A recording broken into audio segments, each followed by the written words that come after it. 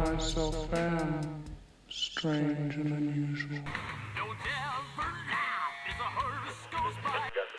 Hush, hush, hush, here comes the boogeyman. In the end neighborhood of St. Louis, Missouri, sits a beautiful colonial-style house on Roanoke Drive that was once the home of a boy called Rolando, aka Robbie Manhe Moron Old Hunkler.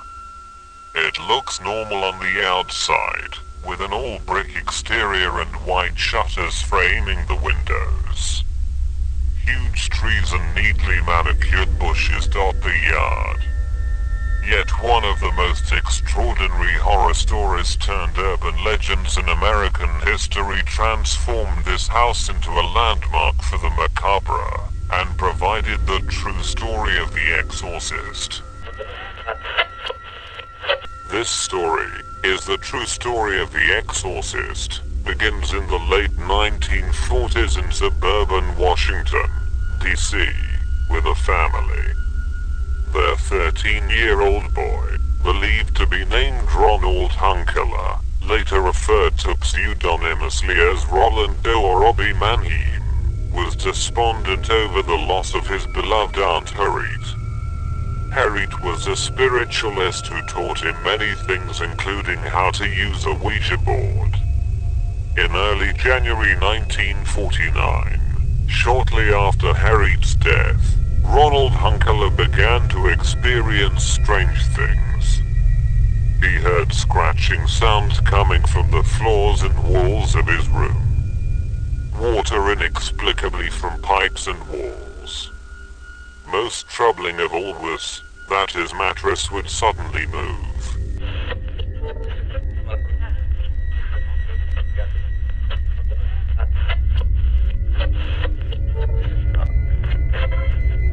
Disturbed, families sought the help of every expert they knew.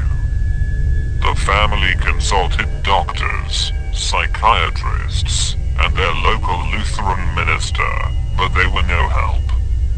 The minister suggested that the family seek the assistance of the Jesuits. Father E. Albertus, the local Catholic priest, asked his superiors permission to perform an exorcism on the boy in late February 1949. The church granted his request. For the exorcism, who strapped the boy to the mattress and began his recitations. But he had to stop the right when Ronald broke off a piece of mattress spring and slashed the priest across his shoulders, leaving the exorcism unfinished. A few days later, red scratches appeared on the boy. One of the scratches formed the word Louis, which indicated to Mother that the family needed to go to St. Louis, where the Hunklers had relatives, to find a way to save their son. A cousin of the family was attending St. Louis University at the time of Ronald's struggles. She put the Hunklers in touch with Father Walter H. Halloran and Reverend William Bowden. After consulting with the university's president, these two Jesuits agreed to perform an exorcism on young Ronald with the help of several assistants. The men gathered at the residence on Roanoke Drive in early March of 1949. There, the exorcists witnessed scratching on the boy's body and the mattress moving violently. These were the same types of things that had happened in Maryland when the first exorcism failed. Amid these bizarre happenings, Bowden and Halloran, according to their reports, noticed a pattern in Ronald's behavior.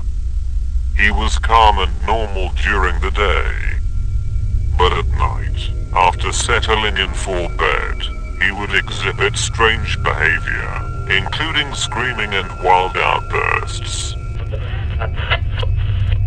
Ronald would also enter a trance-like state and start making sounds in a guttural voice.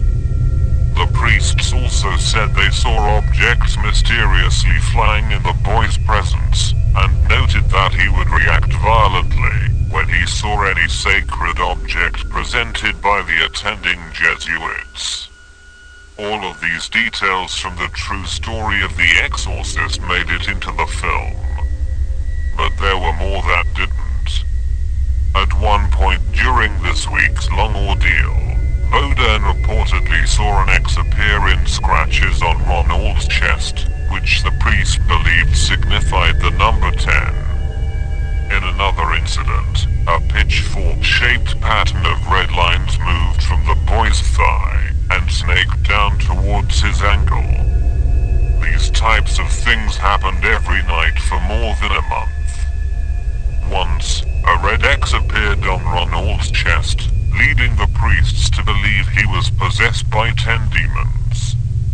The two priests never gave up as they continued the exorcism night after night. On the evening of March 20th, the exorcism reached an unhealthy new level. Ronald urinated all over his bed, and began shouting and cursing at the priests. Now, Ronald's parents had had enough. They took him to Alexan Brothers Hospital in St. Louis for more serious treatment. Finally, on April 18th, a Rolo occurred in Ronald's room at Alexan Brothers. It was the Monday after Easter, and Ronald awoke with seizures. He yelled at the priests, saying that Satan would always be with him. The priests laid holy relics, crucifixes, medals, and rosaries on the boy. At 10:45 p.m. that evening, the attending priests called on Saint Michael to expel Satan from Ronald's body. They shouted at Satan, saying that Saint Michael would battle him for Ronald's soul. 7 minutes later, Ronald came out of his trance and said, "Has gone." The boy recounted how he had a vision that Saint Michael vanquishing Satan on a great battlefield.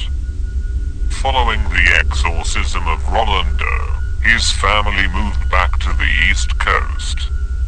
Sources, which have also referred to him as Robbie Manheim, say that he found a wife and started a family.